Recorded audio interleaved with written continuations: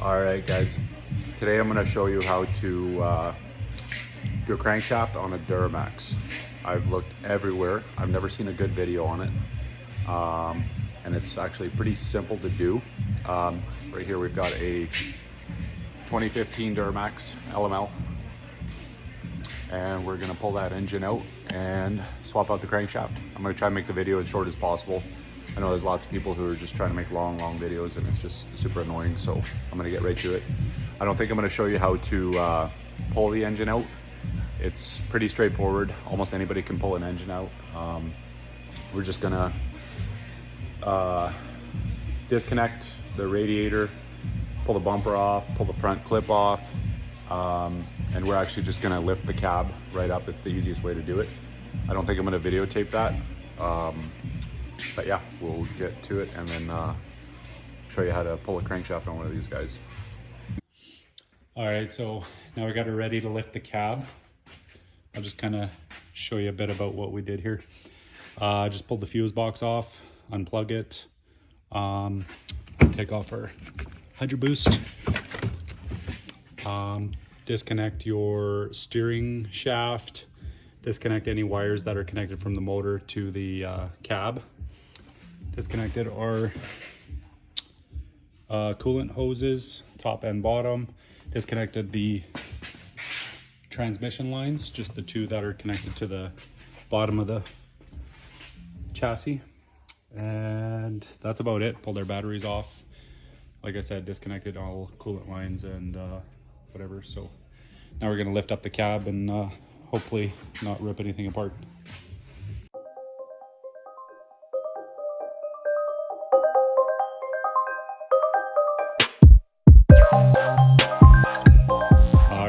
Got the cab lifted.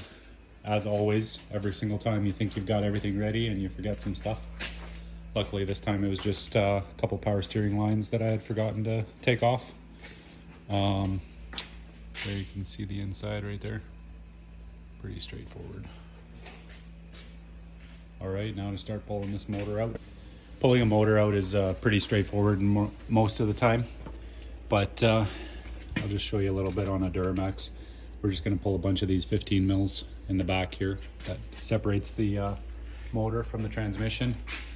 And then down in there, I don't know if you can see it in there or not, but see if my phone will zoom.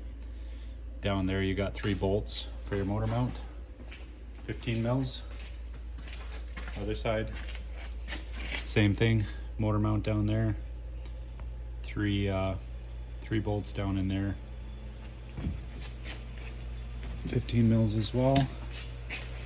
Pull off your exhaust clamp, 11 mil. Pull off your starter, 15 mils. Pull the starter out, lift the engine a little bit.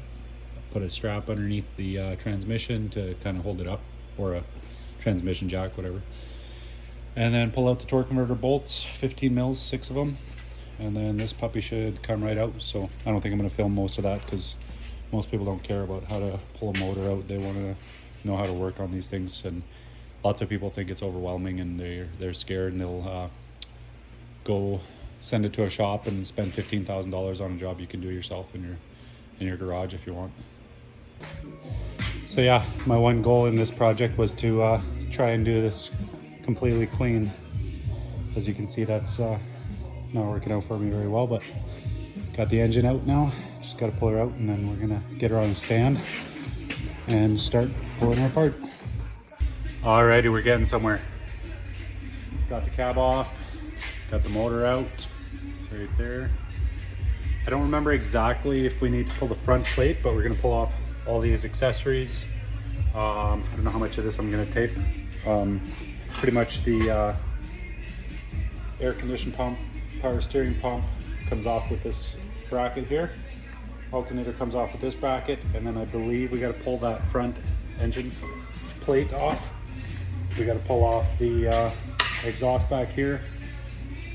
We got the flywheel. It's got to come off. These are a pain in the butt. Most likely I'm gonna have to use a torch on those. So then when we get that off, then we're gonna flip her upside down and pull off the lower oil pans. So far, what I've got here, I haven't been working very hard. This is my first time ever doing an LML, and I think I'm about 6 hours. Yeah, not quite 6 hours into it. So not so bad so far.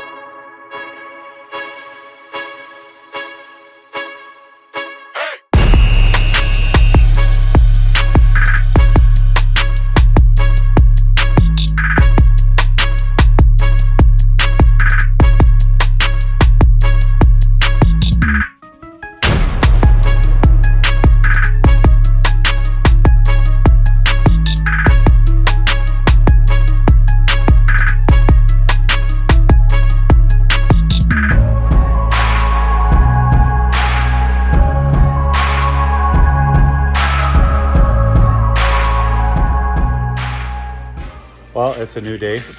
I was hoping to use the crankshaft out of this parts engine I've got here, but see if we can take a look there. Doesn't look like that crankshaft is going to be any good. So that was a waste of a big mess and a lot of work.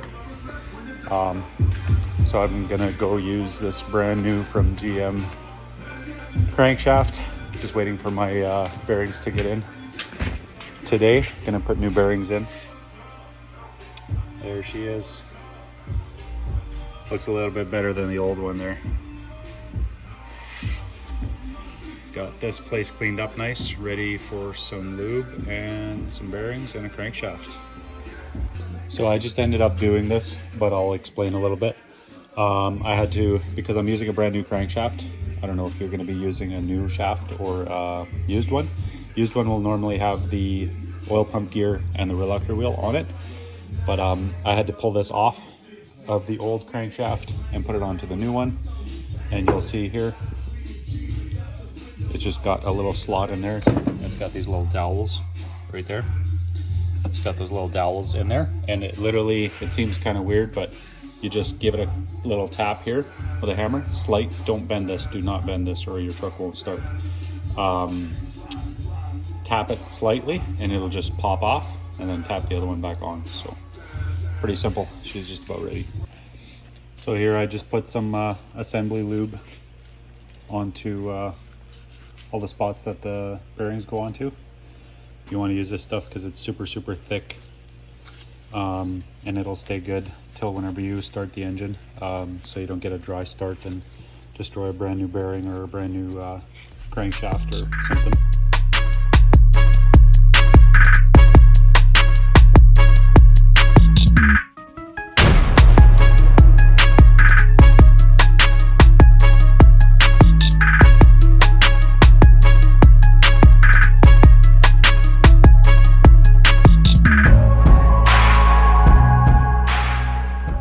All right, so we got the crankshaft in.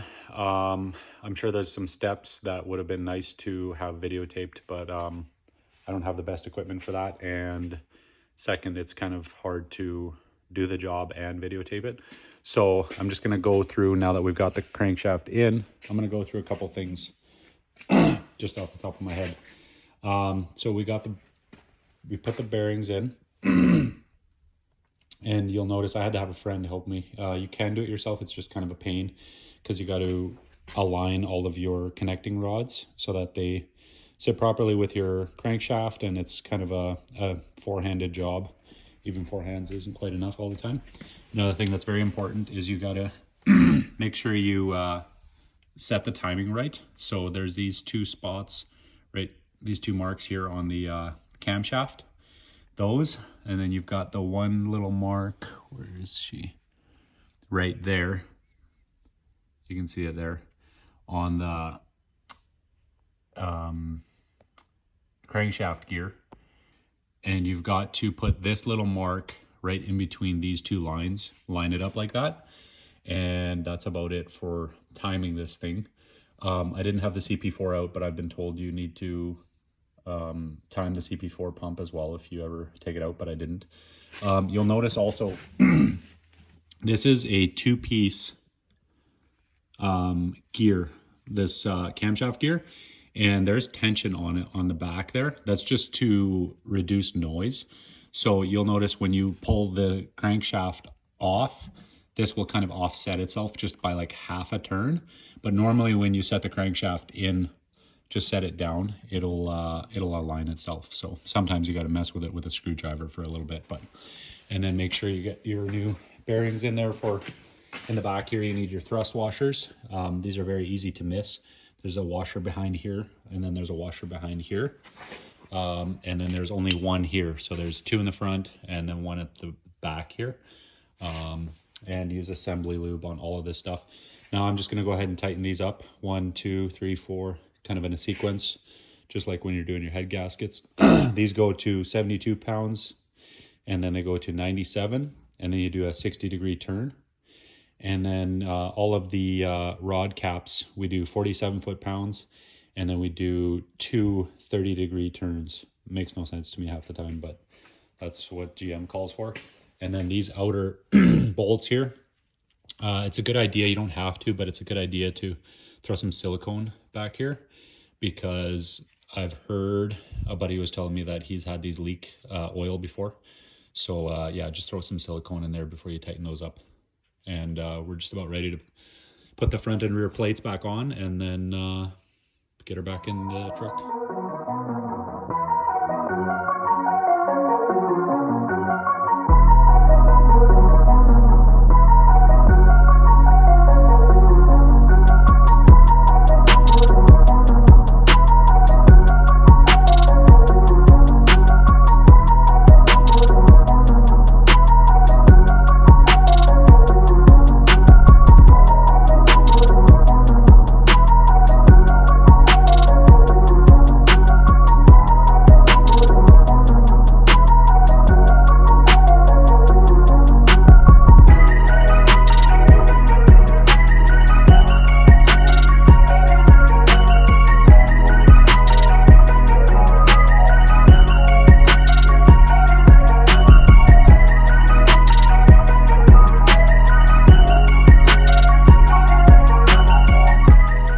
Okay, I think we're on the home stretch here.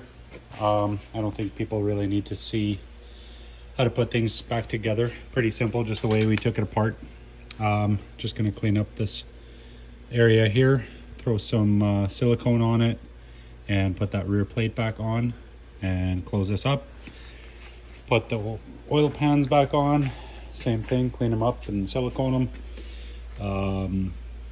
Same with the front plate cover, front engine cover. Put that back on, and that's about it. So yeah, there you can see it's pretty simple. Lots and lots and lots of work, but it's simple, and almost anybody could do it if you have any knowledge of how to work on any car. You should be able to put a crankshaft into a Duramax. It's the exact same thing for 2001 to 16. I don't know much about the newer trucks. They're very similar, a little bit different design finally, but yeah, LB7, LLY, LBZ, LMM, LML, all these engines, they are very, very similar. Different injectors, turbos, stuff like that, but it's all about the same thing. LML has its own crankshaft though, so you cannot interchange it with another truck. I believe you can, but you got to change out the whole entire rotating assembly. So yeah, that's it for the video. Let me know if you have any questions, or if there's anything I missed, or if I should have maybe did a video of putting it back together. I just want to get this thing back together, so I don't really have the time to tape that as well. But yeah, hope you enjoy it. Hopefully someone else tries this job that's apparently too big for anybody to do. I've seen people get quoted, you know, $10,000 to $15,000 to do a crankshaft on a truck, and it's definitely not that much work. It's I think the crankshaft was about $2,300 at GM, and you know, you got some seals and gaskets and stuff to buy, but yeah, you can do it under $3,000 in your own garage. So cool. All right, so we got her finished up. It's been probably 4 days of driving the truck, troubleshooting, making sure everything's good. And just like always, there's some things, little kinks to iron out and whatever. So my first issue I had is, as soon as I put coolant in it, my, which one was it? My oil cooler was leaking coolant, and so we pulled it off. I got my buddy Pete to come out and help me because it's just a pain to reach. I know it's funny, I do a whole crankshaft on a truck and then I don't even want to touch an oil cooler after it's in the truck. But that's the thing, sometimes accessing stuff is hard, right? And it's a lot more work than if you have the cab off and you're just working on it. So anyways, we did that, and now I've got after 2 days of driving, I've got a rear main seal, I think, starting to leak. So we're gonna have to pull the tranny off again and get that taken care of, put a new seal on it. Other than that, it's running amazing, and I'm gonna put some kilometers on it, and there we go. I could have made this video a lot more detailed and in depth, but the only reason I did it this way is just because I wanted a single video, you know, not a part 2, part 3, whatever. I see those everywhere. I mean, there's some really good videos out there, but it's just a pain, and sometimes you don't have that much time. So there you go. Hopefully this helps someone.